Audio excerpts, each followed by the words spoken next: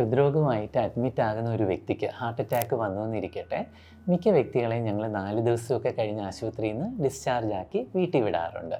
പലരും ആദ്യത്തെ 1-2 ആഴ്ച അല്ലെങ്കിൽ 1-2 മാസം മരുന്നൊക്കെ വളരെ മെറ്റിക്കുലസ് ആയിട്ട് കഴിക്കും.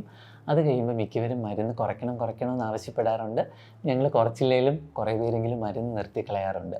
ഏറ്റവും പ്രധാനമായിട്ട് അറിഞ്ഞിരിക്കേണ്ട കാര്യം, ഒരു തവണ ഹൃദ്രോഗം വന്ന ഒരു വ്യക്തിക്ക് ഭാവിയിൽ ഹൃദ്രോഗ സാധ്യത മറ്റുള്ളവരെക്കാളും കൂടുതലാണ്.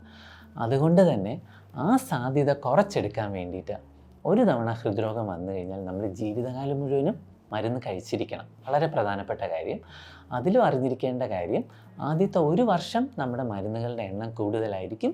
1 വർഷം കഴിയുന്ന സമയത്ത് മരുന്നുകളുടെ അളവ് നമുക്ക് കുറയ്ക്കാൻ സാധിക്കാറുണ്ട്.